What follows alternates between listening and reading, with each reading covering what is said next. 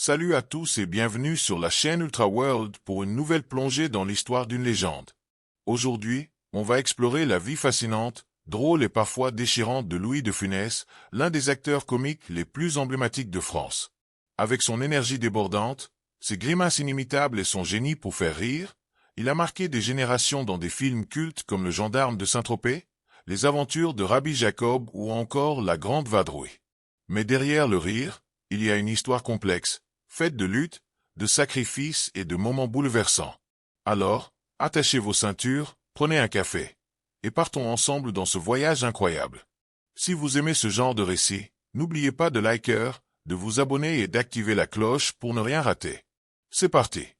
Louis de Funès, de son vrai nom Louis-Germain David de Funès de Galarza, voit le jour le 31 juillet 1914 à Courbevoie, une petite ville près de Paris. Ses parents, Carlos et Léonore, sont des immigrés espagnols ayant fui leur pays en 1904 pour vivre leur amour, désapprouvé par leurs familles respectives. Carlos, issu d'une lignée noble basque liée au comte de Galarza, et Léonore, venant d'un milieu aisé de Galice, espéraient une vie meilleure en France. Mais la réalité est bien plus dure. Carlos, autrefois avocat en Espagne, se retrouve incapable de pratiquer son métier en France. Il se reconvertit comme tailleur de diamants, un travail qui procure une certaine stabilité au début. Mais son rêve de retrouver la richesse le pousse à des aventures financières risquées. Ses entreprises, souvent extravagantes, engloutissent les économies de la famille. Dans un ultime geste de désespoir, Carlos simule sa propre mort, laissant derrière lui ses chaussures, son chapeau et une note près d'un canal parisien, faisant croire à un suicide. En réalité, il s'enfuit en Amérique du Sud, espérant refaire fortune. Mais le destin est cruel. Il contracte la tuberculose et meurt loin des siens, abandonnant Léonore et leurs enfants à leur sort. Léonore, femme au tempérament volcanique, se retrouve seule dans un petit appartement modeste de Courbevoie. Autrefois habituée au confort en Espagne, elle doit maintenant lutter pour nourrir ses enfants. Sans aide sociale à l'époque, elle se bat avec acharnement, allant jusqu'à affronter les commerçants locaux pour obtenir du crédit. Ces scènes, où elle crie et tape du pied, marque profondément le jeune Louis, qui en ressent une honte mêlée d'admiration pour sa mère. Le célèbre réalisateur Georges Lautner, qui connaissait Léonore, dira plus tard: le personnage comique de Louis de Funès, c'est sa mère. Ses colères, ses gestes exagérés, tout vient d'elle. Dans ce climat d'insécurité financière, Louis grandit avec une sensibilité à fleur de peau. La pauvreté est une compagne constante, mais il trouve un refuge dans l'humour. À l'école, il découvre qu'il peut faire rire ses camarades avec ses mimiques et son esprit vif. Ce talent devient son arme pour surmonter les humiliations et les difficultés. Comme le note son biographe Bertrand Dicail, Louis canalise son malaise dans la comédie, transformant ses faiblesses en force. Mais l'école n'est pas son fort. Inscrit au prestigieux lycée Condorcet à Paris, il peine à se concentrer et obtient des résultats médiocres. Étiqueté comme un élève moyen, il finit par abandonner ses études, sans diplôme ni perspective claire. À l'adolescence, il se tourne vers la musique, une passion qui le suit depuis l'enfance. Il commence à jouer du piano jazz dans les clubs de Pigalle, un quartier bouillonnant de la vie nocturne parisienne. Surnommé affectueusement « Fufu » par ses proches, Louis amuse le personnel et les clients avec ses grimaces et son énergie débordante.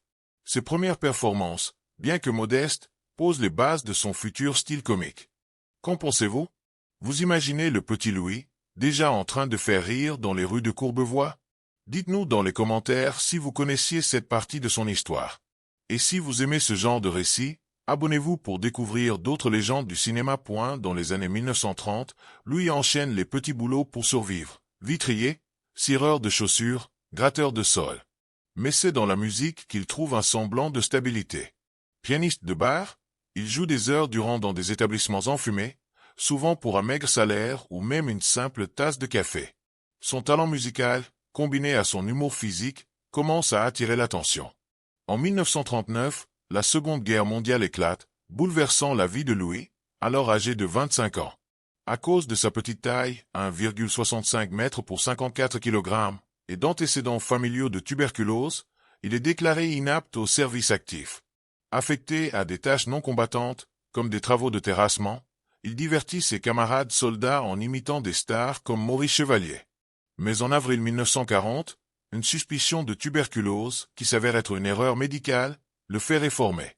Ce diagnostic erroné le hante toute sa vie, lui faisant croire qu'il a échappé au combat par un coup du sort. La guerre frappe durement sa famille. Son frère Charles, mobilisé dans le 152e régiment d'infanterie, est tué en mai 1940 lors de l'offensive allemande. Louis devient le tuteur légal de son neveu orphelin, Édouard, bien qu'il soit lui-même dans une situation précaire. Pendant l'occupation allemande, il survit grâce à des petits métiers, tout en poursuivant son rêve de devenir acteur. En 1942, à 28 ans, Louis fait un pas décisif en s'inscrivant au cours de théâtre Simon à Paris. Malgré sa petite taille, son crâne dégarni et son apparence peu conventionnelle, son talent pour la comédie physique impressionne. Il y rencontre des figures clés, comme Daniel Gélin, qui deviendra un allié précieux. Une anecdote illustre cette période. Un jour, dans le métro, Gélin crie à Louis, juste avant que les portes ne se ferment. « Appelle-moi demain, j'ai un petit rôle pour toi. » Ce moment fortuit marque le début de sa carrière d'acteur. En 1944, Louis échappe de justesse au travail forcé en Allemagne grâce à la ruse de son concierge, qui prétend qu'il a quitté la ville. L'année suivante, en 1945, il fait ses débuts au cinéma dans La Tentation de Barbizon, jouant un portier de cabaret. Sa première réplique, livrée avec un timing comique parfait, donne un avant-goût de son génie. Mais pendant des années, il reste cantonné à des rôles secondaires, souvent non crédités, dans des films comme Du Guesclin, 1948. Incroyable, non? Passer de pianiste de bar à acteur de cinéma pendant la guerre, ça demande du courage. Vous connaissiez ces débuts difficiles de Louis de Funès? Les années 1950 sont une période de persévérance pour Louis.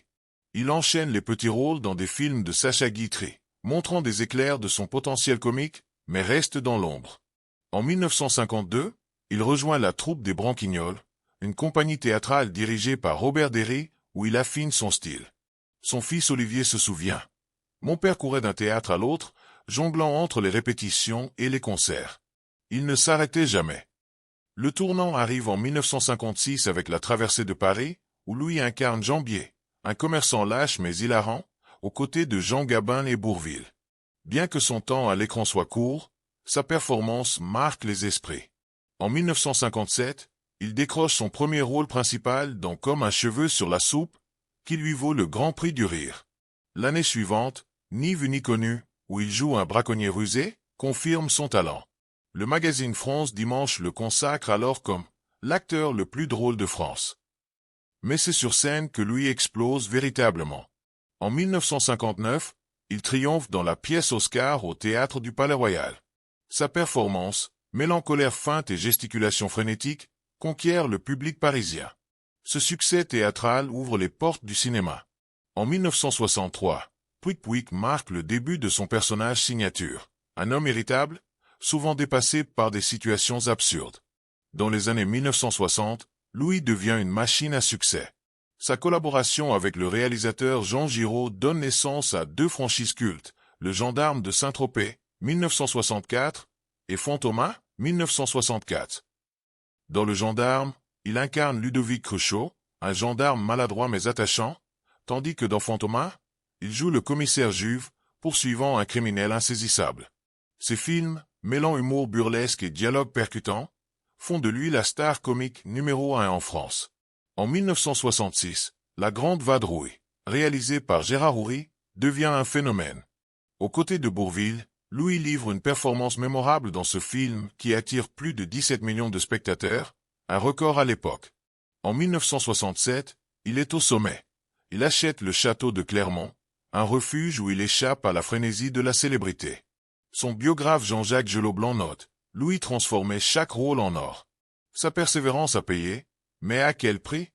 Derrière l'acteur adulé, Louis de Funès est un homme complexe. Sa vie privée reflète à la fois sa générosité et ses tourments. En 1936, il épouse Germaine Carroyer, avec qui il a un fils, Daniel, né en 1937. Mais leur mariage s'effondre rapidement, et ils divorcent en 1942. La relation avec Daniel reste distante, bien que Louis le visite en secret pour partager sa passion pour le jazz. En 2011, Daniel confiera dans son livre Louis de Funès, l'Oscar du cinéma. Mon père venait me voir, mais je sentais son absence. Quand il est mort, J'ai appris la nouvelle à la radio. Ça m'a brisé. En 1943, Louis épouse Jeanne Barthélemy, qui devient le pilier de sa vie. Ensemble, ils ont deux fils, Patrick, 1944, et Olivier, 1949. Jeanne joue un rôle clé dans sa carrière, négociant ses contrats et le conseillant sur ses choix de films. Mais leur relation n'est pas sans nuages. Dans les années 1970, Louis aurait eu une liaison avec Macha Béranger, une actrice, pendant les 13 dernières années de sa vie. À la maison, Louis est un père autoritaire mais impliqué. Patrick se souvient. Il était agaçant, il voulait tout contrôler. Mais il était là pour nous. Louis encourage Olivier à jouer dans plusieurs de ses films, comme Fantomas se déchaîne ou L'Homme Orchestre. Pourtant, Olivier choisit finalement une carrière de pilote de ligne, s'éloignant du monde du cinéma. Malgré sa popularité, Louis est un homme discret, presque timide. Il fuit les mondanités et préfère passer ses soirées à jardiner dans son château. Certains collègues, comme Bourvil, le trouvent distant, mais pour le public, il incarne la joie. Comme il le disait lui-même, le rire est la plus courte distance entre deux personnes. Dans les années 1970, Louis est au sommet, mais sa santé commence à vaciller. En 1971, il tourne La Folie des grandeurs avec Yves Montand, après le décès de Bourvil, initialement prévu pour le rôle. Le film est un succès, mais Louis, épuisé, prend une pause d'1 an, déclarant vouloir travailler exclusivement avec Gérard Houry. En 1973, les aventures de Rabbi Jacob marquent un autre triomphe. Ce film, qui aborde des thèmes comme le racisme et la tolérance, attire des millions de spectateurs. Mais sa sortie, en pleine guerre du Yom Kippour, suscite des tensions, et Louis reçoit même une protection policière face à des menaces. Au théâtre, il reprend Oscar en 1971, puis joue dans La Valse des Toréadors en 1974, sous la direction de Jean Anouilh. Mais les longues répétitions et les attentes du public pèsent lourd. Lors de la 200e représentation, il souffre d'une fatigue extrême et d'hypertension, un signal d'alarme. Il confie, cette fatigue, c'est un avertissement. Il faut savoir l'écouter. En 1975, alors qu'il prépare Le Crocodile, une satire sur les dictatures, Louis subit 2 crises cardiaques en mars. Hospitalisé à l'hôpital Necker, il survit de justesse, mais les médecins lui imposent un repos strict et un régime draconien. Contre toute attente, il accepte de ralentir, trouvant même une forme de paix dans cette pause forcée. Il dira, « Avant l'ambulance, j'étais obsédé par les recettes. Et là, tout à coup, j'ai tourné la page. » Après 2 mois de convalescence, Louis se retire dans son château, où il se ressource en jardinant. Mais l'appel de la comédie est trop fort. Fin 1975, il revient avec L'aile ou la cuisse, aux côtés de Coluche. Le tournage est adapté à sa santé fragile, avec du personnel médical sur place. Dans ses derniers films, comme La Zizanie, 1978, ou Le Gendarme et les extraterrestres, 1979, il adopte un style plus posé, loin de ses personnages explosifs d'antan. En 1980, il reçoit un César d'honneur pour sa carrière, une reconnaissance émouvante. Mais sa santé continue de décliner. En 1982, Le Gendarme et les Gendarmettes marquent sa dernière apparition à l'écran. Épuisé, il confie son désir de revenir sur scène avec Oscar ou d'adapter Morticole de Léon Daudet. Mais ses projets resteront des rêves. En janvier 1983, Louis passe les fêtes avec sa famille à la montagne, mais l'altitude aggrave son état. De retour à Le Cellier, près de Nantes, il se sent épuisé. Le 27 janvier, il s'endort et ne se réveille pas.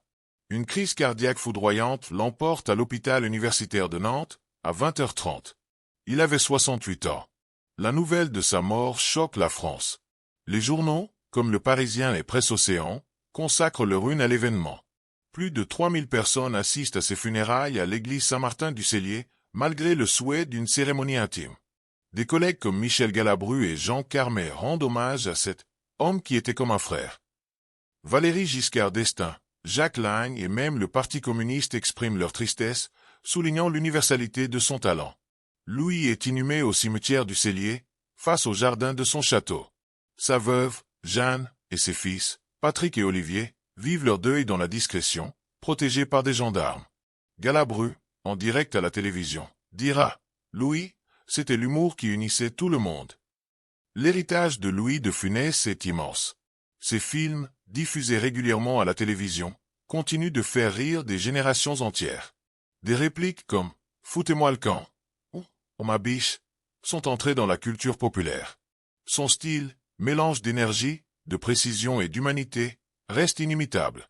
Comme le note Jack Lang, le meilleur hommage à Louis, ce sont les millions de spectateurs qu'il continue de divertir. Louis de Funès nous a appris que le rire peut naître des moments les plus sombres. Derrière chaque éclat de rire, il y avait un homme qui a surmonté des épreuves immenses pour nous offrir de la joie. Alors, continuons à regarder ses films, à rire de ses pitreries, et à célébrer son génie. À très vite, et comme dirait Louis, allez, hop, au boulot. Quelle émotion de retracer cette vie incroyable. Quel est votre moment préféré de Louis de Funès? Un film, une réplique, une grimace? Partagez vos souvenirs dans les commentaires, et si cette vidéo vous a touché, likez, abonnez-vous et activez la cloche pour plus d'histoires sur les légendes du cinéma. Merci de nous avoir suivis, et à bientôt pour une nouvelle vidéo.